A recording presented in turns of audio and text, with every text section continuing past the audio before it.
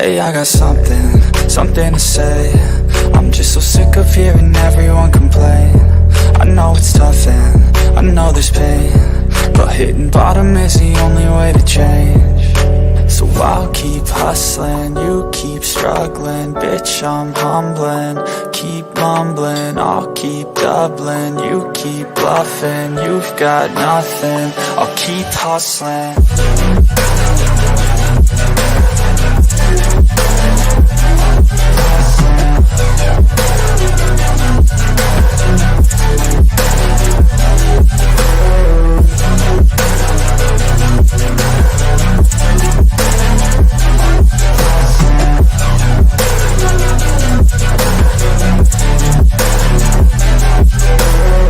I've seen a lot of people who don't know what work is. I've seen a lot of people who don't know what thirst is. I've had a taste of evil and tried to cure the sickness,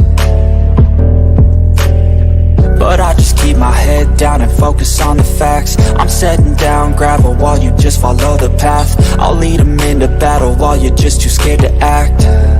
I'll leave the knife right in my back. So I'll keep hustling, you keep struggling. Bitch, I'm humbling, keep mumbling. I'll keep doubling, you keep bluffing. You've got nothing, I'll keep hustling.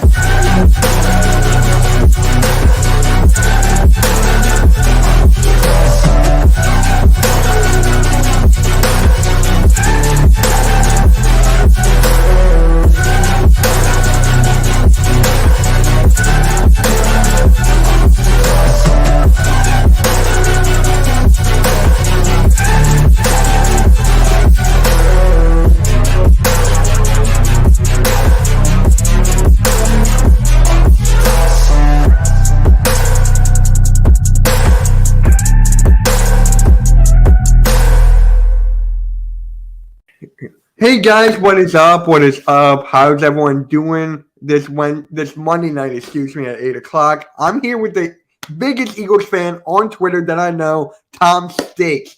How's it going, bro? It's going well, man. It's going well. Can't complain, man. 13-2. It's just a tough loss, but we're gonna get back up. Oh, yep. And hey Nina, I'm glad you're here. Tom is the Twitter king. Hey. There you have it. Yeah, I just saw you getting retweeted constantly, bro. Constantly. Yeah. Every single tweet is on my timeline. I'm like, hey, man, you're public enemy number one according to Cowboys fans. Yeah. So it's like, whatever you're doing, it's working. Yeah. I mean, I couldn't agree more. I mean, I'm just out here, having fun with it. And, I can't thank everybody enough for just being entertained. If it makes one person laugh, if it makes one person happy, that's, that, or mad even, get some emotion out of people. You know what I mean? So that's what it's for. It's for entertainment. It's for fun. And, I'm all about that stuff. And I know everybody thinks I'm a mean guy and this and that, but, I put it on for Twitter a little bit, but I'm not really a, unreasonable, mean guy. I will listen. I'll talk football, but, there's time for trolling too. As you can troll people and they'll get you back, and it's all fun and games, man. Oh, yeah, I bet. And I know there's going to be Cowboys fans. They were DMing me that you were wearing a Vikings jersey or something.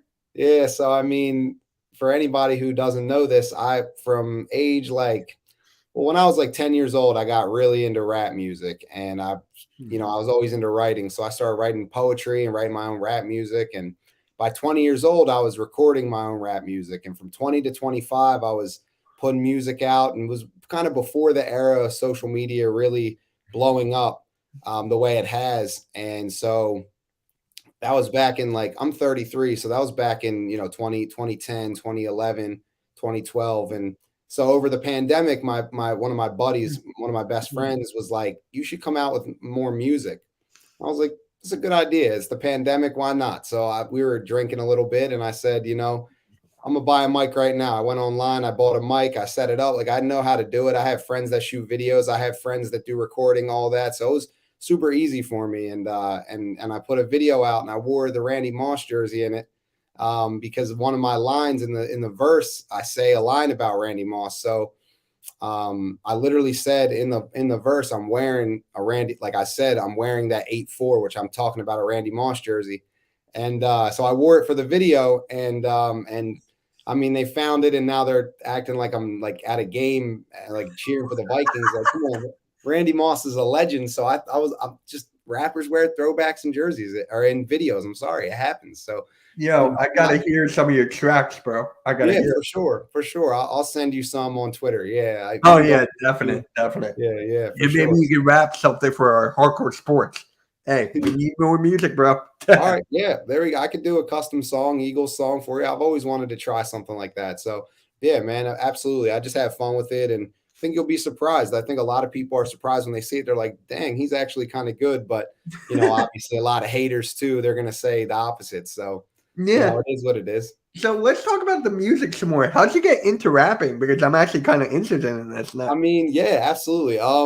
Just like I said, when I was younger.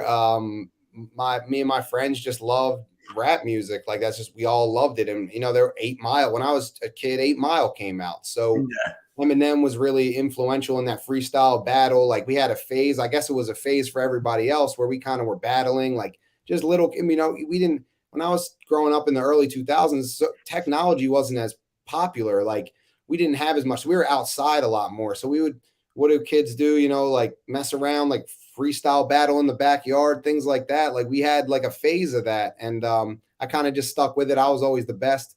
And I stuck with it and started actually writing my own raps. And it just kind of evolved from there. And I was always kind of shy when I was that age. And I didn't want to like come out with anything or tell people that I was doing it because I didn't want to be judged and things like that. And but once I kind of got more confidence, like showing my friends my songs, and they were like, "Wow, you're getting really good. Like, why don't you record this?" And so I started. One of my good friends from high school, after we graduated, I rapped him a few songs, and he was like, "Bro, I'll buy you a microphone right now. That's how good I think you are." And shit. That's awesome. Yeah, I was like, "Oh, that's awesome." So my first my home studio, when I was like 20 years old, recording in my mom's basement, pretty much, like every rapper's story. Yeah, was funded by a friend of mine. He just bought me all the equipment and came to all he came to when we would record. We'd stay up till 4, 5, 6 in the morning that summer recording every night and just trying to get a mixtape done. And that's kind of what gave me like doing all that and going through all that and trying to put myself out there and put music out there made me kind of more confident in myself going forward. And I have a good job now. I love what I do, and it's very client facing. I'm talking to a client a lot. So being able to put myself out there with music, it's like everything else is pretty easy. Like I'm really good with what I do for a living now. So really it was kind of like just something that shaped me as a younger kid, and something I just have a lot of fun doing. So that's kind of where it comes from. And I'm just influenced by, rap music a lot and a lyric. I'm very big on like good lyrics. So I love inspiring lyrics and things that I can relate to and some fun, entertaining lyrics too. So just think the art form is great and very diverse. There's a lot of different people from different backgrounds telling their story in hip hop. And I just wanted to, get into it and contribute in any way I could and be around it. So that's kind of where it comes from. But I appreciate you asking that because not a lot. Yeah, I'm actually kind of interested. I've been listening to rap music for God knows how long. Yeah, sure. Eminem, Tupac. I've been listening to a lot of Kid Cudi recently. Cool. I don't know why. It's just like a throwback, I guess. Love Kid Cudi, man. He was big when I first was starting to get into recording. He was one of the bigger artists out, and definitely loved his vibe. Definitely big Kid Cudi, J. Cole, Big Sean, Drake, all those guys back in like 2009, 2010, just in their come up phase. That was very inspiring. So yeah, Kid Cudi, definitely always go back to him. He's definitely one of the best throwbacks there is. It's actually funny how I heard of him. I was playing NBA 2K11 and his songs on the soundtrack. There we go. That's how it got me into it. Yeah, you hear a lot of good music on those NBA and Madden soundtracks. That's for sure. Yeah. So let's get right into our birds. I see there's a Dawkins jersey there. Yeah, Is he your favorite player? It's that jersey's actually signed one of my favorite players for sure. I mean, who doesn't like Brian Dawkins as an Eagles fan? Even rival fans are like, respect, you know what I mean? But I actually met him when I was in 8th grade and got that jersey signed. It's on the 2, you can see a little bit. It's signed So I had it framed. I got to get like a new frame because it's so old. It's super old. So, but yeah, it was great meeting him. He's a super nice guy. Obviously, I met Terrell Owens around the same time as well. The next year when we got him. So Yeah. I had a book signed by him, and so yeah, I met a couple when you're young and you want to meet guys, go to training camp, get autographs. I met him at Dawkins at the mall, at the Coventry Mall over. Oh my God. If you know where that is. I heard of it. Yeah, so Damn. it was cool. But yeah. So I actually met Chad Lewis. There you go. My dad and I were at TGI Fridays, and we see a limo come up, and I'm like, who could be in this limo to the TGI Fridays? Yeah. And I'm like, it's Chad Lewis. And my dad was like, no, that's not him. I'm like, Dad, look again. It was Chad Lewis at the TGI Fridays. I mean, like, what? It just happened. Yeah, those throwback early 2000s Eagles are they're my favorite. I mean, that's the team I grew up going to games, watching, and all that. Because I was in my impressionable 10, 11, 12, 13, 14, 15 years, and that was the team. So yeah. So I have a McNabb Pro Bowl jersey. I have the 2004 NFC Championship hat. I got a lot of that kind of memorabilia from there. So yeah. I was actually at the 4th and 26. So I was there for that game. So that was amazing. That's the biggest moment for me at an Eagles game. My first game was the next game, the NFC Championship against Carolina. That was my first Eagles game I'd ever been to. So right away, I got that heartbreak feeling, and then I've been to over 100 games since. I mean, my dad and me had season tickets for. Obviously, he was buying them for my whole childhood, and then just I actually lived in LA for a little bit, so I didn't go to as many games, but I'd still make it back for a few every year, and then the last 2 seasons I've been to every game pretty much, other than the last game of the season last year and this year, but. So I mean, I absolutely love going to games and love the early 2000s. That was like really, really my favorite time. Those teams. Me too. Growing up, McNabb was my guy. He was my screen name for everything. It was like Eagles MK5. Yeah. Everything. Yeah. Everything was McNabb. And the hate he's been getting now, I'm like, what do you think about that, man? The hate he's been getting. I'm used to it with Eagles quarterbacks. I feel like it's been since McNabb. I mean, the first couple clips I remember of McNabb were him getting booed on draft day. So it's going to happen. You can't be great without having people try to bring you down. So just seeing people trying to bring any of the guys. Jalen Hurts is going through it right now. He's having a phenomenal season, and there's still people out there saying, he's a system quarterback or, things like that. He's not as good because of the players around him. And I don't agree with any of that. I don't really take it that seriously. Me, I'm going back and forth on Twitter all the time, but I take that stuff seriously. I think it's the stupidest argument you can make, and he deserves credit just like Donovan did for what he did. So yeah, trust me. I was on a live with a Cowboys fan yesterday, and he was just talking about systems left, right, and center, and I'm like, dude, are you done? Are you done here? What are we talking about here? It's just like, it's insane. If Michael Parsons did not say that, we would not be having this conversation. Right. He clarified what he meant too. A couple times he said he wasn't trying to take credit away from Hurts, but that's just something I heard in 2017 too, when Carson Wentz was having a great season. They were like, well, he's got everything around him that he needs. It's like, yeah, I mean, that's the point of the game, is to surround your quarterback with weapons that he can be great with. And, before the season, what did we hear? We heard, if the Eagles only had an MVP level quarterback, they'd be a great team. Well, we're a great team. So does that mean we have an MVP level quarterback? The only kind of math I was good at in high school was I was ever good at. And those inverse logic, like, how are people saying this? It was before the season. It was if they had a guy that was better than Hurts, they'd be great. Well, they are great. So that means Hurts is playing at that level that people expected, for if we were to trade for Russell Wilson to be at. So, I mean, you can't argue with it. It's it is what it is. Like they got him weapons, and he's taking full advantage, and that's exactly what the goal is. So, got to give him credit. I mean, look at Russell Wilson now. They just fired Hackett. He had the worst QBR in history. Yeah, I mean, that could have been us right there. Yeah, that could have been. Yep, exactly. I mean, and you can't say the Broncos don't have a good team. I think the Eagles are better, obviously, but they got some receivers to throw to. Their defense is really good. So you can see that bad quarterback play can hold back a system and hold back a team. So, I never look at it as a problem when a team looks like a well-oiled machine because they have great players. It just means everybody's doing their job, and that's something that the Eagles are very, very big on, is everybody dominating.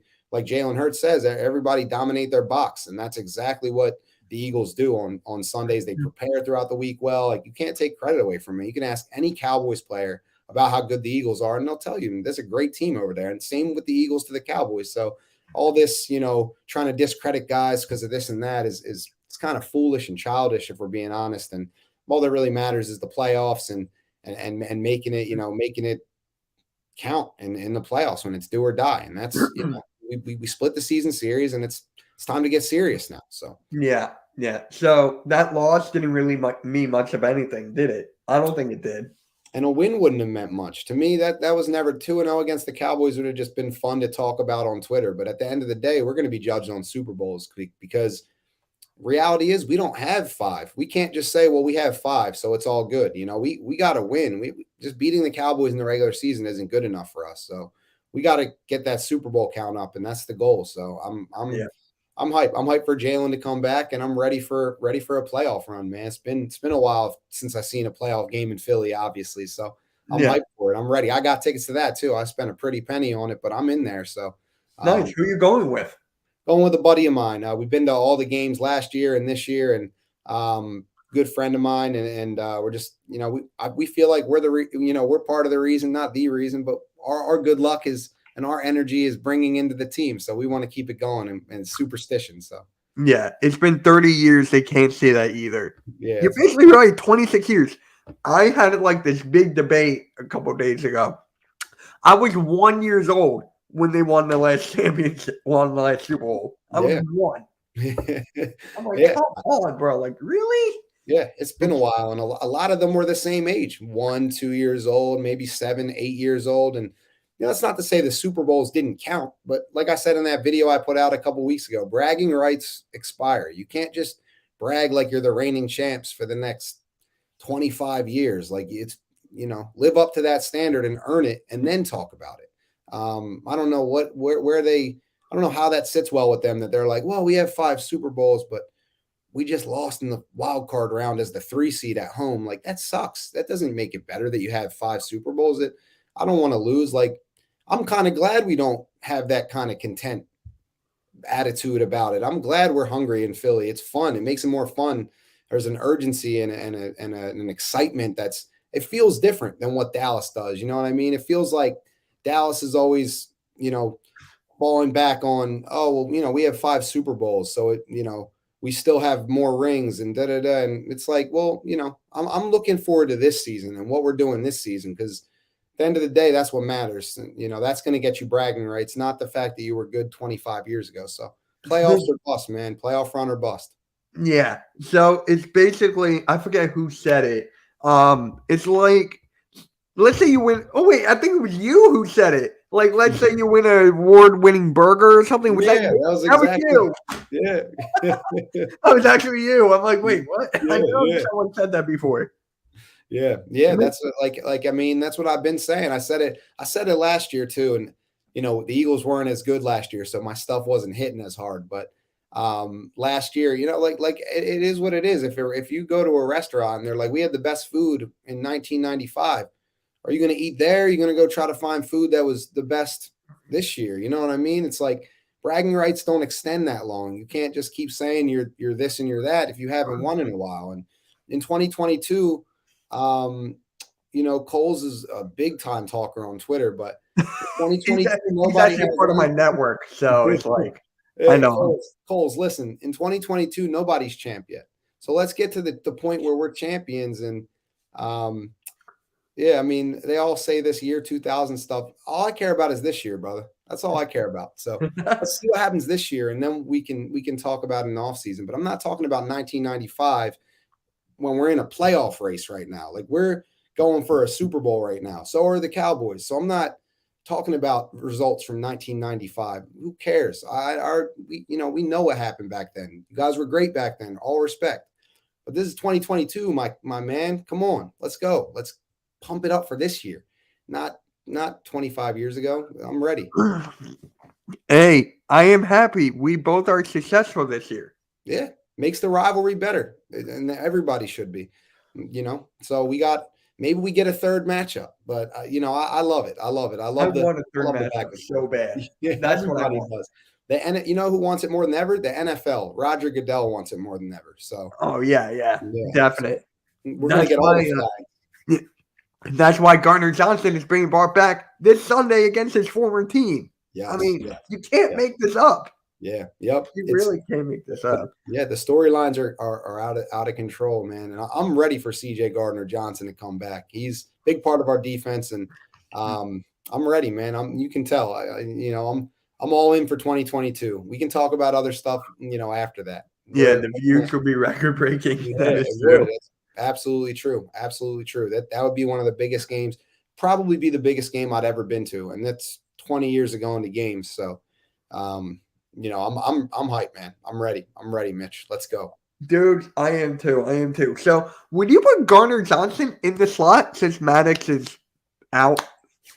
I think with Gardner Johnson, and I said this when we traded for him, and when we had Maddox healthy, before the season, what those kind of guys do is they allow you to dictate matchups. And, there's a lot of cliches that stick with you when you watch football for so long. And a lot of them are true, though. They sound corny in general, but a lot of them are true. And one of them is it's a matchup-based game. It really is. And when you have a bunch of defensive backs that can guard inside, outside, deep, play zone, play man, you can dictate matchups. So with Gardner Johnson back, whether he's guarding a guy in the nickel, it depends on who lines up there. Maybe you have Josiah Scott and CJ over the top. Maybe you have CJ in the slot with Reed over the top. Maybe you have Ant Harris play in the box on rundowns. Maybe you have Marcus Epps, coming down, playing the run. Maybe you have him over the top. So what we have with CJ Gardner Johnson is just another guy that kind of glues it all together. And then obviously you have Slay and Bradbury playing the outsides. So just getting more bodies back, it doesn't specifically mean that you're going to do one thing or the other. It's just that you can now dictate the matchups rather than having matchups dictated against you, because you saw what happened against Dallas. Avonte Maddox gets hurt and CeeDee Lamb was like an exclusive slot receiver. I mean, he was working the slot. He was working the inside of the field, and that's where we were hurting. And they were trying to exploit that mismatch because Josiah Scott is not as, versatile, or it's not that he's not versatile. He's just a little bit younger and inexperienced and not as good. But I like how he's coming along as a young player. Nothing on Josiah, but just a little too much on his plate. So with CJ back, you take a little of that pressure off Josiah, and you'll still see him on the field.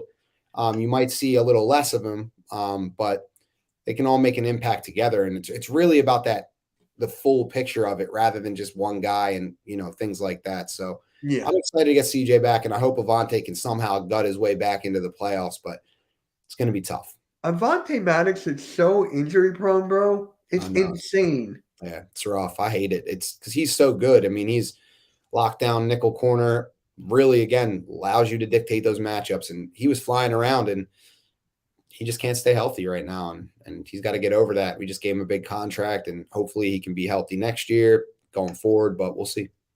Yeah. And Lane Johnson, too. I mean, look, he is out. So do you put Driscoll in that spot, or what do you do with that? People are saying put Dillard over there.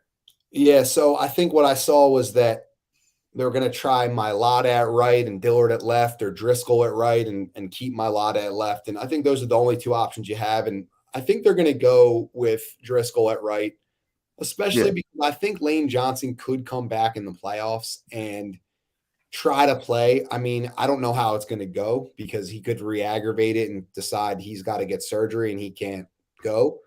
But they're kind of in a position where they can try something out in the Saints game. And because I think they win this game, and then they have the Giants game that doesn't really mean anything after that. So you get a rest day. And I think you beat the Saints regardless. So you could try some things out. You try things out preparing for this game.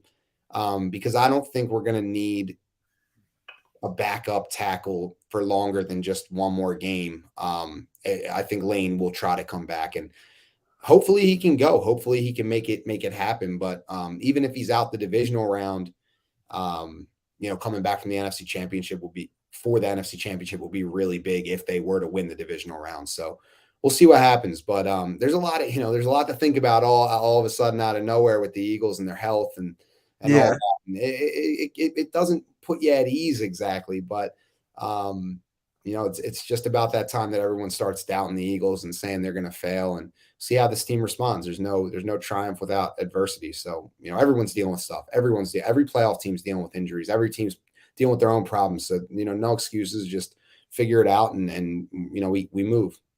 Yeah. Yeah. Now, Goddard came back. How do you think he did against the Cowboys? I thought he did good. Yeah, looked good, looked healthy, looked involved in the offense, like picked up right where he left off. And Jalen, when he gets back, is gonna be thankful that Dallas Goedert's back in the lineup, because he hadn't been able to use him for the last several weeks. And then the game he's back, Jalen's injured. So they're going to be back together and be happy about it, because that was a really big connection for us and really made our offense kind of unstoppable. I mean, it still was unstoppable, but having Goddard is like, man, like, how do you really guard these guys? And the emergence of both receivers being involved on a week-to-week basis now. I mean, it was early on, it was kind of one or the other, it seemed. And now A.J. Brown, Devontae are involved. You have Goddard, who just falls right into that. And then you have the run game, obviously, and Jalen Hurts getting in there and, running the offense in his sleep. Definitely something that you're going to be able to rely on is that big tight end. So, yeah, I'm excited, man. I'm excited for the offense to come back together. Bro, so am I. I was like so nervous when Goddard came back, because I was like, is he going to be good for what he once was? But hey, he picked up right where he left off, and that's basically what happened with that. So I'm just like, I love it. But hey, Devontae Smith and A.J. Brown, both over 1,000. I think this was the first time ever, correct? Yes, first time in franchise history that they had 2,000-yard receivers in the same season. So growing up on some of those bad receiving cores, growing up on Pinkston and Thrash, and then Freddie Mitchell. And even after that, we had like years where it was Kevin Curtis and Reggie Brown and Hank Baskett and Greg Lewis. And, again, no disrespect to any of those guys. They're professionals. They were doing what they could, but having two superstar receivers is something we've been searching for a while. And we had that in D-Jax and Jeremy Maclin, but these guys are on another level than them. And I think that much is obvious. And we really hit the nail on the head with those two pickups, and got to tip your hat to Howie Roseman. Great identifying what we needed and going after it. Yeah. I mean, look at the A.J. Brown effect with the Titans. The Titans are basically done. They lost to the Texans. They're playing the Cowboys on Thursday. So it's just like, one guy changed the whole franchise around. One guy. And same with ours. I mean, look at the A.J. Brown effect on our side. We added one guy to this offense, had the offensive line, had Devontae, had Dallas Goedert, had the running backs, had Jalen Hurts. And we, everyone gets better in their own right. And you add this one guy, and now you have the, one of the most unstoppable passing games and one of the most unstoppable offenses in the league. So he's every bit as advertised, worth every penny. And I couldn't be happier that we not only traded for him, but signed him to an immediate 4-year extension, worth every penny. And I think they'll be able to keep those guys together for quite some time. So yeah, we're going to have these guys for a while, and it's going to be very fun. Yeah. I don't know how I feel about Watkins after what I saw. I don't know, man. Watkins, bro. He's probably expendable at this point. I love Quez Watkins. I'm a big fan of what he's been able to do for this team and add a little spark, but he is in his contract year, I believe. And I think you're gonna see him. He'll get a nice little payday from someone, but I don't think he's gonna be back with the Eagles. And he's streaky. He's here and there with production, and he just had those couple bad plays. He has a problem finishing routes. Doesn't seem like he's always, kind of, where you want him to be. And that's a problem. So, especially in the slot when you need to operate in tight spaces and things like that. So, yeah, we'll Now, see. a friend of mine, bro, said that Pascal should go in the slot. How do you feel about that? Pascal there? I like him. He's tough. I hope we can bring that guy back. He's a really tough receiver that is a contested catch kind of guy, and I think they should give him a couple more looks in the slot and on passing downs on third downs where he can make a clutch catch. And he's had a couple of them this year, so he kind of reminds me of Jason Avant a little bit, but maybe Yes. a little smoother in his catching and route running. But Jason Avant was that security blanket, that tough receiver that blocked it, did all the dirty work, and he never got his praise for that, but on a national stage. But Eagles fans love that guy. I think Pascal can be similar to that. Yeah. I mean, once we got Pascal, I was like, dude, what is this offense becoming? And especially the offensive line. Like, dude, we let up no sacks. Yeah. None. Yeah. So Gardner Minshew got sacked 0 times. I didn't even think that was happening. I thought he would get sacked like 2 or 3 at most. Mm-hmm. Yeah. I thought Gardner Minshew played really well. No excuses in terms of losing with a backup from me. I expected to win the game, and I thought Gardner played well. I thought the 2 interceptions he threw were actually just really good plays by the Cowboys defensive backs, and threw a lot of risky balls. He could have been better. He wasn't perfect, but for the circumstances, being on the road, going to Dallas on Christmas Eve, and in a game that you had a feeling that Dallas needed to kind of get back on track with their offense, and they did that. And Gardner battled to the end. And I thought, if anything, it was more of the defense's inability to get off the field than it was Gardner Minshew doing anything wrong. I thought he moved the offense well, and I thought we just missed untimely turnovers, I guess, and just good plays by the Cowboys. You got to tip your hat to them on 3rd and 30. You're not going to see that many times in your lifetime. And no, Dak bounced back from an early interception that Josh Sweat took for a touchdown, and 10-0 deficit, and they did what they had to do. And you can't hate on it. You got to respect it.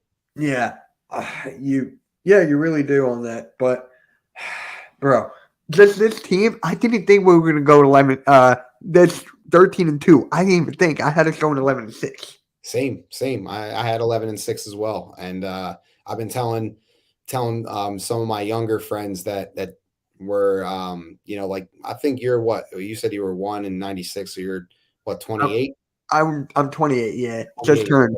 Right. So I have a couple friends that grew up on my street. And they're younger. They're like 26, 25, 26, and they just grew up. When I was growing up in my parents' house, they were like younger kids on my street, so that we shoot hoops outside and lived in basically me. Yeah, pretty typical suburban neighborhood, and so we kind of became like, I'm like an older brother figure to them, if you will. And I keep telling them, I'm like, you guys are going to remember this season for a long time, because it doesn't happen often. The 13 wins, the 14 win season, like I've only seen it 3 times. So I keep telling everyone, I'm like, man, you guys don't understand how hard this is. So you got to cherish every single second of it. And even watching the game in a loss against Dallas, you're watching, you're like, man, they just keep making plays and they keep themselves in it. And their starting quarterback isn't even out there. And Dallas is a great team. They have a good defense. They have a good, really good offense, obviously. And they're just going shot for shot with this team. And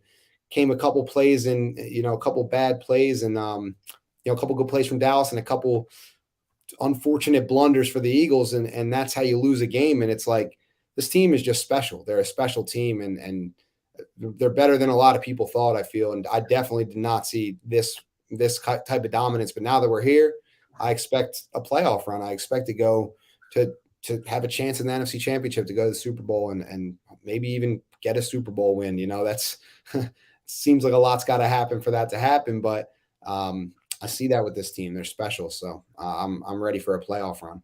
Yeah, so am I, bro. Is this team better than the 2017 team, you think? People are telling me yes. I think both teams were really good that year, but I think this team's potential is so much higher. I think that the quarterback is a lot more, I think kind of people gravitate to him more. I think it's going to open up a situation where we have players that want to come to play for Philly and want to play with Jalen Hurts, and I feel like we're going to get more out of rosters that changed, because right when that Doug Peterson team started to change and injuries happened and they just kind of hit adversity and they couldn't handle it, and they just became a mediocre team. But I think I see this team being more intangibly ready to deal with change and deal with guys leaving and deal with injuries. And I think we're going to see it this year with some of the injuries we have, but in future seasons when the team changes and it's not the same, I still think we're going to get enough out of our leadership to continue to keep this window open. So 2017 team was great. This team is great. But what happens next, I think you're going to see the team go in a different direction than the 2017 team did after their Super Bowl. So I expect this team to compete for a couple of years. And I don't like to try to look ahead, but I think Jalen Hurts and this coaching staff and the leaders we have, I think they're that special to where they're going to continue to progress. And I'm excited to see it. Yeah, this team definitely has a future. I mean, look at what the Rams did last year, right? They went all in. They're broke now. They're basically crumbling in front of our eyes. Mm-hmm. But the Eagles have the Saints pick. We got another pick. We got Jalen Hurts. We got a nice future going forward. Right. So it's like I'm not as worried as I would be for the Rams. Mm-hmm. So yeah. And to be honest, a lot of the wondering about the future of this team came down to their draft picks, and they've just been on fire for the last two drafts and making moves that you don't even see coming, and getting players that are contributors right away that look like they're going to be key pieces moving forward in depth and all this. And it's just like Howie Roseman completely, when Nick Sirianni got here, it's like he completely changed his like mantra in drafting guys and really is going for like high profile, like high level program guys like a Devontae Smith, Landon Dickerson. And then this year you had Jordan Davis from Georgia. Like you're getting guys from top schools, not taking risks on guys from TCU or Stanford. And you're really seeing like these high end blue chip prospects come to the Eagles that you see on TV in big games. And it's great to see how he kind of nailing these draft picks. And that gives me a lot of confidence moving forward too.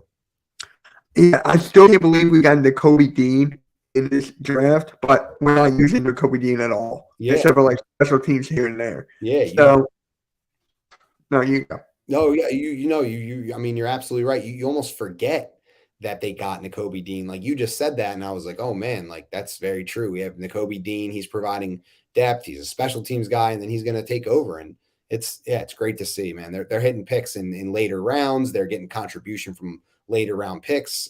Even like going back to Jordan Mailata in the Doug Peterson era. I mean, he's blossomed obviously into premier left tackle. So they're getting picks late. They're getting picks early. They're getting steals like Nakobe Dean. Like it's beautiful to see. And then their undrafted free agent TJ Edwards has been a complete steal. Such a beast. And you're getting that kind of stuff happen. So you're seeing the whole organization really on the same page, developing players, getting players that work for whatever the coaches want to do. And, the system is built around the players, and the players fit the system. And it's just kind of a really, really nice tandem that we've got going on here. And I'm just very high on this team and what they're building, and couldn't be more excited for the future. Obviously this year means a lot, and, going forward, we'll see. And I'm expecting a lot from this regime. Yeah. I'm actually a Michigan Wolverine fan. So low key, I still kind of hate Jordan Davis and Nakobe Dean.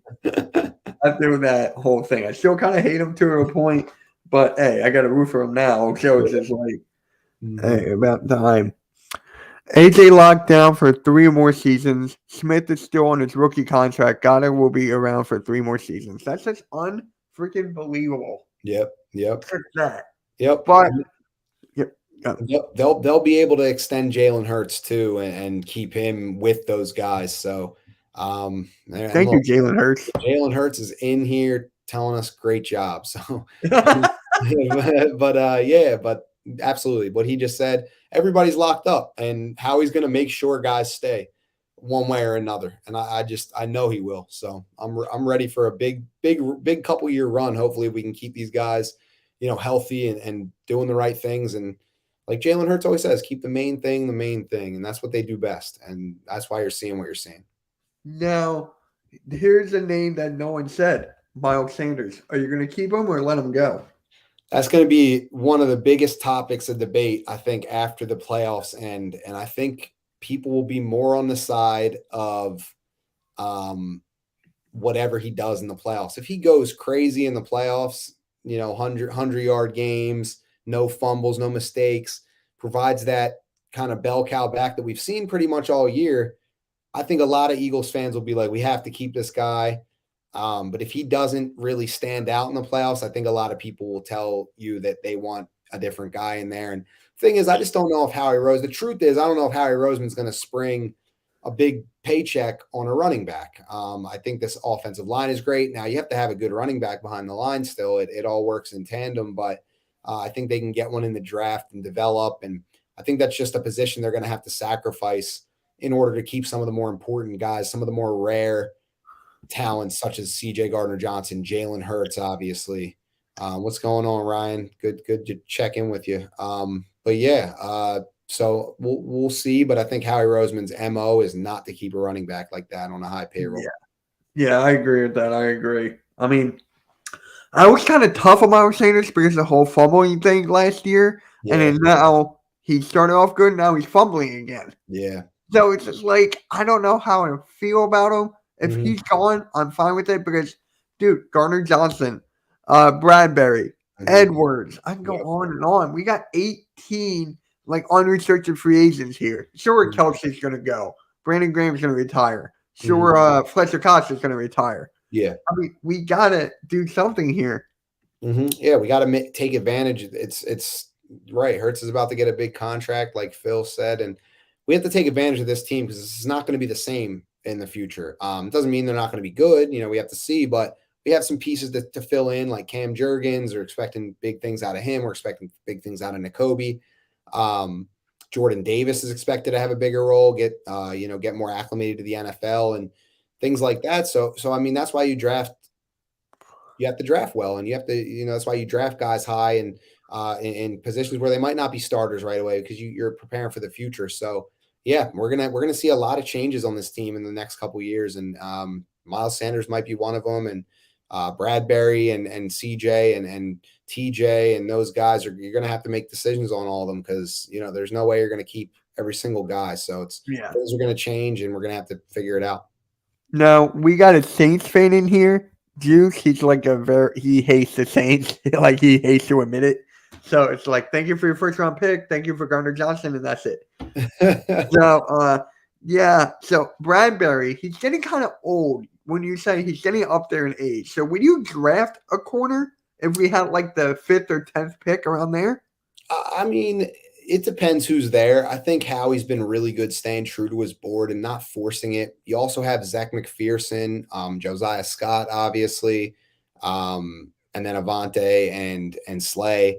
So you want more, I guess, quality talent because the depth behind them is mid-round picks or late-round trade pieces like Scott and the mid-round pick in Zach McPherson.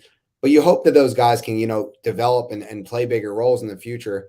I think it's going to come down to how the board falls. I know that's kind of a boring answer, but that's how he's been drafting these last couple years. And I think that he's going to stay true to whatever his board says. And I think early in the draft, successful teams pick trenches. And I think Howie's been doing that really well lately. And, they have 2 first-round picks. And then, and I think the following year they have 2 second-round picks. So they'll be able to get their hands on some defensive backs, I think. And if that's something that they can, make a move on and get one of the top guys, I think they'll consider it. But, they could just go follow your board and then you fill in the rest in free agency. And maybe Bradbury is in the plans to re-sign. So you never know. He's all, you just say he's up there in age. He's 29 around there, I'm pretty sure. And, it's not young or anything, but it's just right in his prime. So I think, you got a decision to make there, and Slay's getting up there too. So you definitely want some youth on that team, but in that unit specifically. But I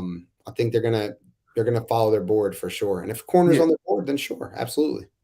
Yeah, I'm glad you said Slay. I'm pretty sure you've seen what he's been going on with on Twitter and everything. How do you feel about that? I think he's an emotional guy, and he gives his all, and I think he just shows that he cares, and that's why we love him, and that's why he's succeeded here because he does care. He wants to get better. And, as much as he jokes around, that's kind of his leadership style. And but when it's time to get serious and correct things, I think you're seeing, the mindset of what he's going through right now is like, yeah, I'm lovable, I'm likable, whatever. And, does a lot of cool things for the fan base with him and his wife.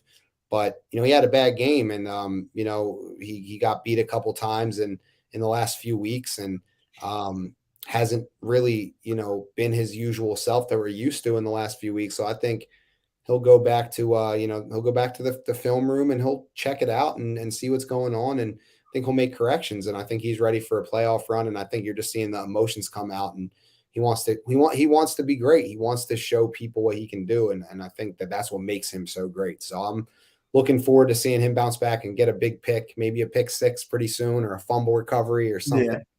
We really need a big play from Big Play Slay.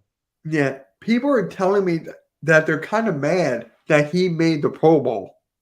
I'm like, how can he be mad from the beginning of the year he had? Yeah. How can he be mad about that? Yeah. I think he's been great. It just speaks to how tough the cornerback position is. Like you look around the league and all the best guys get beat. I mean, you saw Trayvon Diggs. I think he's one of the best corners in the league, despite what a lot of Eagles fans say about him. And A.J. Brown got him on a slant and go because A.J. Brown's a professional too. And he's one of the best receivers in the league. So, CeeDee Lamb beat Slay a couple times. And, you just have to tip your hat to CeeDee Lamb. He's a great receiver and it's tough to stop him, tough to keep him under control. And he beat both of our corners. So he just had one of those days and it's going to happen. So you got to just bounce back and correct it. That's really the only thing. And that's what their mindset is. And that's why fans shouldn't be so reactionary with this stuff. You got to let these guys just correct it. And I watched football long enough to know that you're not going to be perfect every game. You're not going to beat every team by a certain amount. And if that was true, then betting on sports wouldn't exist because it'd be too easy to predict. That's what makes sports so entertaining is you never know. The best players are going to have bad games. The best teams are going to lose or struggle to worse teams. It happens week to week. And that's, these guys are human. You're betting on humans. You're watching humans. You're judging humans. And they're not perfect. If everybody was judging you at your job, you wouldn't, you wouldn't be perfect either. So it's the same thing. It's just let these guys get what's going on Philly halftime. It's about getting better and adjusting. And that's what this team's done all year. And I'm confident that they're going to do that going forward. Yeah. I definitely agree with that. But it's just like, how do you feel about this fan base entirety? Because to me, I kind of hate most of them on Twitter. I'm keeping it a buck. Yeah. Not you, but I'm just saying I hate majority of Eagles fans on Twitter. I mean, you can hate me, bro. It's all good. No, I don't, man. I don't. I hate people on Twitter. Like, I had this take. Remember this thing on PFF? They were like saying Jalen Hurts was going to hit 3,900 yards or something like that total and with 35 touchdowns. I quote tweeted that. And I was like, guys, let's be realistic. I don't think he's going to hit that many numbers. They were gunning for my head, bro. They were gunning for my head. It was like, how can you be an Eagles fan and not be a fan of Jalen Hurts? Yeah. And I'm like, bro, I was loving it. I was fucking loving it because you don't have to like every single player on the team. Yeah. So it's just like your opinion. So yeah, exactly. That's why I hate the fan base. Yeah, a lot of people have, their opinions and what they're going to say and what they want to believe. And at the end of the day, people are, people are always going to be set in their ways, and you just can't. I know you don't worry about it. I know you're just on there to have fun and talk Eagles, and that's a lot of fans are they take it to the point where the debates become a little more than just football, and should never come to that. And predictions are predictions. It doesn't mean you dislike a player. It doesn't mean you don't want them to succeed. So I try to look at it like that. I know there's a couple people on there that do share their agendas, that do dislike a guy. So they say things about him, or they predicted he was going to be bad. So they won't give him credit when he's playing well and things like that. And, I got to just not take that stuff as seriously. And you're a stand-up guy. You're not going to sit here and say Jalen Hurts stinks because you predicted that he wouldn't hit those totals or whatever. So, you're going to give him his credit. And that's what you look for in anything. If we're going to debate and we're going to predict things, just, if it happens the opposite way, then just say, look, I was wrong and the guy proved me wrong, and that's it. Right. So I made a video on it. I was like, guys, Jalen Hurts proved me wrong. I made a whole video about it. Yeah. Yeah. So I'm like, I wasn't the biggest fan of Jalen Hurts, I'll admit it. I was like the most realistic because there's these guys on YouTube and social media are like 16-1, 17-0. I'm like, I can't get behind that. Yeah. I can't. Yeah. Like they were saying, like I was on this round table, right? And they were saying that Jalen Hurts was better than Josh Allen at that time. I'm Right. like, I walked out. I turned off my camera. I didn't come back till like a half hour. I'm like, I can't stand this, man. I just can't stand like what is it called?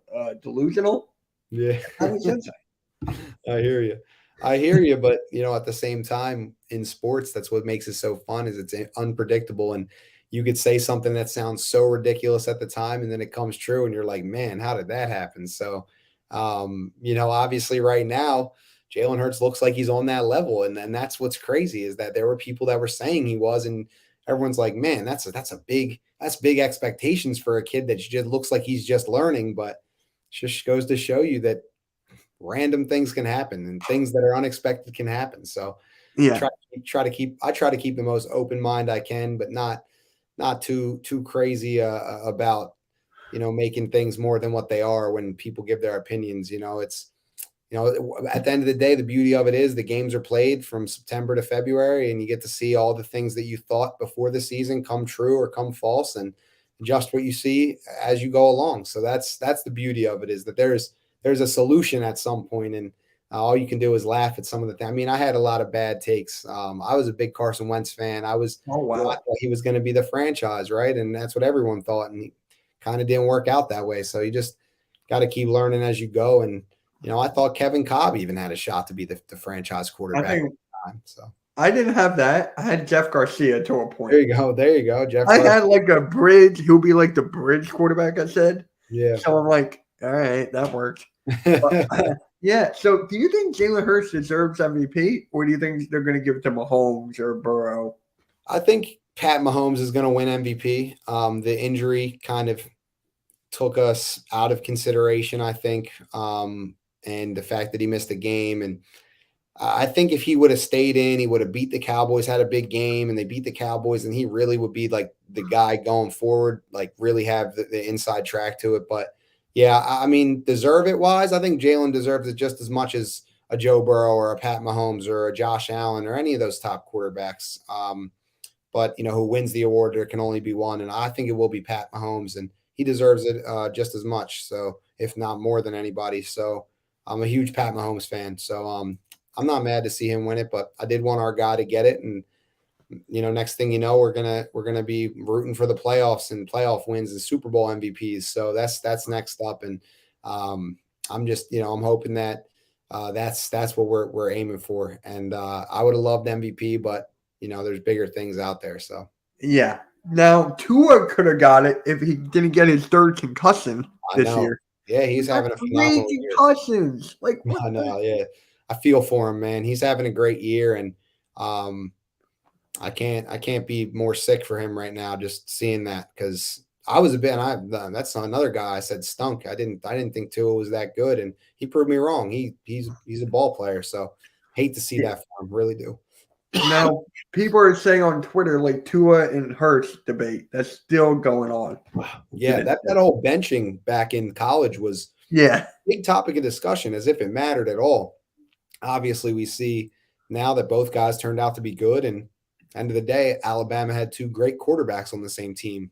Surprise, surprise. Alabama has a bunch of good football players, like it is what it is. So I think they're both great, and they do what they do best. And that's the biggest thing for any quarterback or any player is just do what you do great. And I think that's what they do best is that they're themselves. They don't overextend. They don't try to be something they're not. And that keeps them playing smart, low turnovers, high production.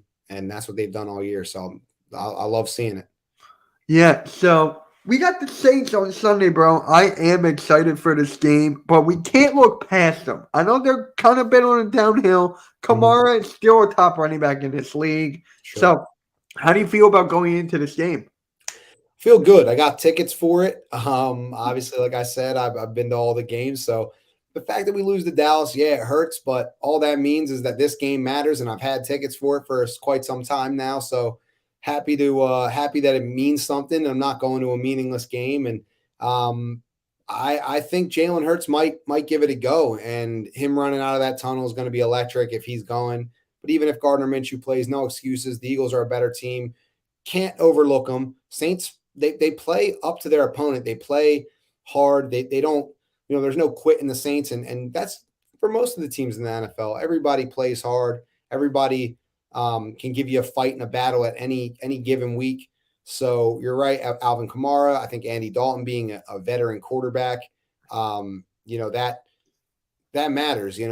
He's not rattled by anything. He wants to go out. They don't want to, we're looking to make our draft pick better by beating them, right? So they're looking at the same thing the other way. Like, let's mess that up for them as much as we can. And they're going to have some urgency. And I think we're going to get their best shot. And they, two teams that aren't really rivals, but definitely have some history over the last few years. And I think that CJ coming back to play his old team is a storyline. And, it's going to be it's going to be a battle either way. I go into every game like that. So you're right. We can't overlook them. But the Eagles are a better team, I think. And I think they pull it off and they win, and the crowd's behind them. And it's going to be actually like pretty warm day. So looking for our offense to get back, on track from that Bears game.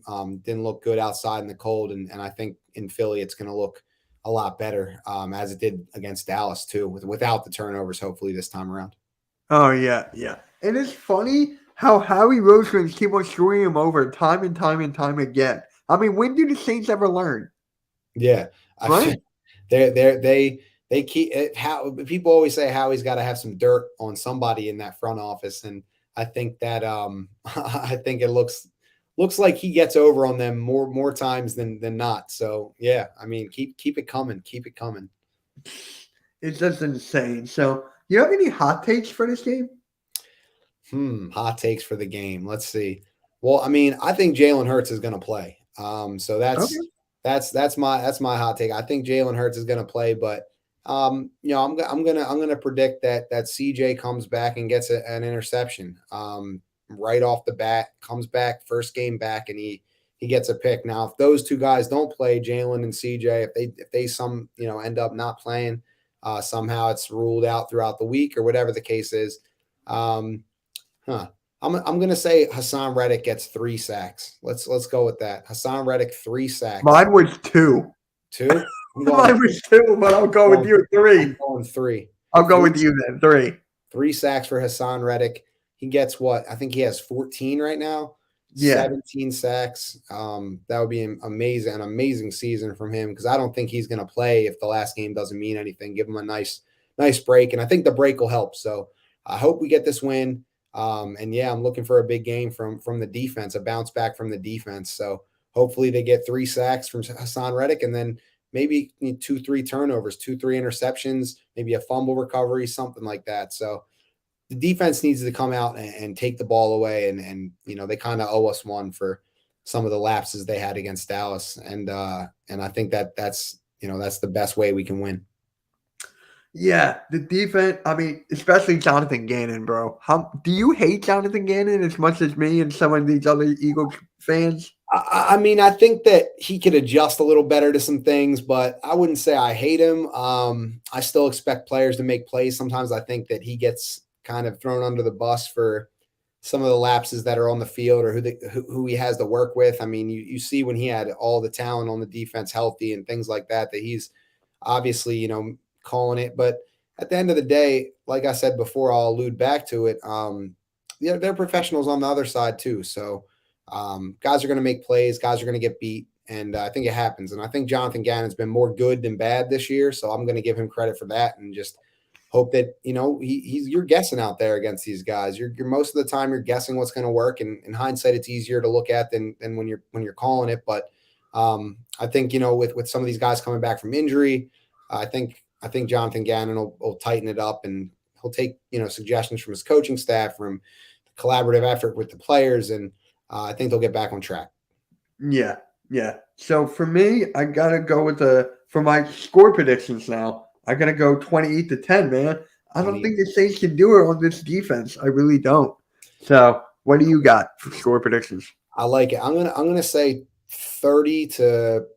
17. I'll say 30-17. Might be a little close for, the first half, maybe into the third quarter, but they'll pull away at the end and, wear them down and run the ball and they'll get the job done. So 30-17. We celebrate the 1 seed in Philadelphia on Sunday, and I can't wait. Yeah. So thank you guys for everyone coming in. It was fun. Thank you for coming in, man. It really means a lot. Tom Stakes, I love your tweets and everything. So where can they find you, bro? What was that? Where can they find you? Like on social media? Oh, yeah. So at Tom Stakes, stakes spelled like high stakes at a casino, not steaks like the food. I'm around, I'm on there. So yeah, just follow me. Talk birds, whatever. Stop by, say what's up, argue, debate, all for fun. So yeah, I'm looking forward to anybody that wants to step into my account and follow me and join the journey. I love coming on these podcasts too, man. So I appreciate you having me and letting me give my opinions on things and talk a little bit about myself. And yeah, we definitely want to stay in touch with you, man. It was a good time. All good, bro. It's all good. Same here. I'm looking forward to that music, bro. I need it for my intro. I got you. We're thinking something. But yes, guys, make sure you like, subscribe. We're on the road to 3K. Thank you all for coming in. It was fun, and we're gonna definitely do this again, bro. I'll get further AM on the next one. So awesome. Yeah. We'll catch you guys later. Have a good night. Peace.